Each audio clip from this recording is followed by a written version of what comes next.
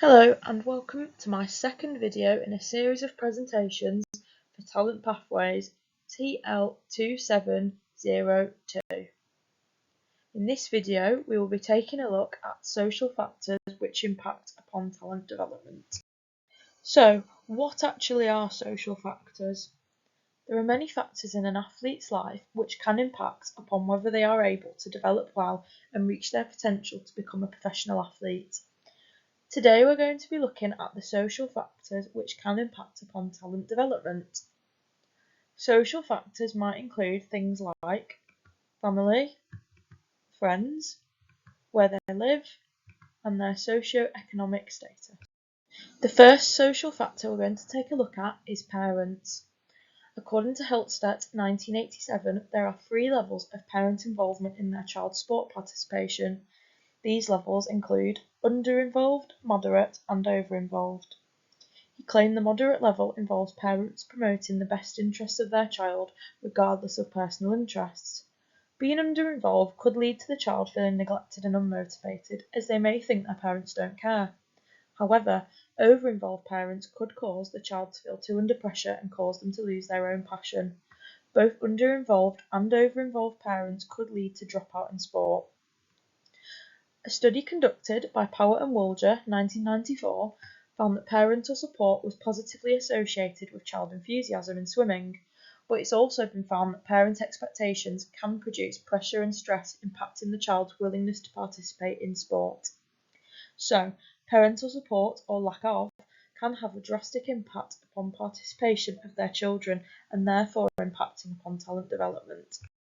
The next factor we're going to be taking a look at is the birthplace effect.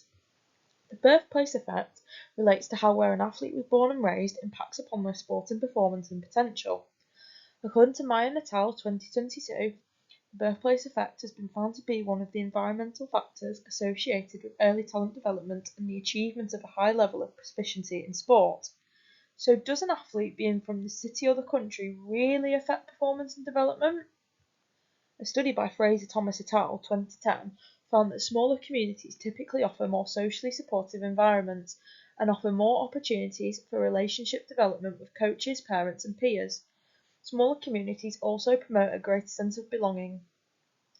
It was also found that swimmers who practiced in bigger cities had a higher risk of dropping out of the sport than those from smaller communities.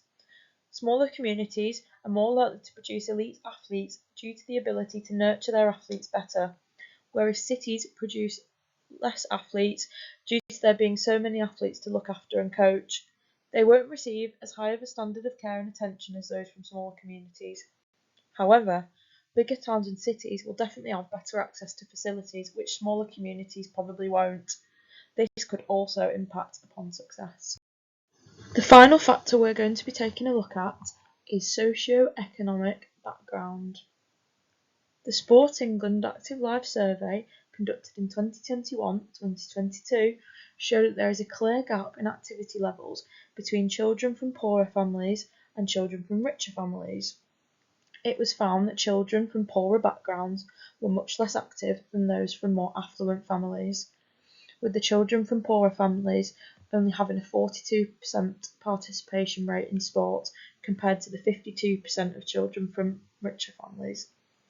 Also, a study by Walker et al. 2020 found that individuals from affluent families were much more likely to specialise in one sport. This is where all focus is put into one sport and disregarding the others. This is done usually with the hopes of pursuing the sport as a career. So why is this? It's a simple answer. If a family has plenty of money, they will easily be able to pay for their children to participate in sport, so they will have a much higher chance of pursuing it in the future. They will also be able to afford the best coaching and facilities available. On the other hand, children from poorer families, their parents might not be able to afford the best coaching and facilities, or may not even be able to afford for their children to attend any sporting facilities at all. To conclude, there are a multitude of social factors which we have looked at which have an impact upon talent development and whether children are able to succeed in sport or not, and it is important for those involved in talent development systems to bear this in mind.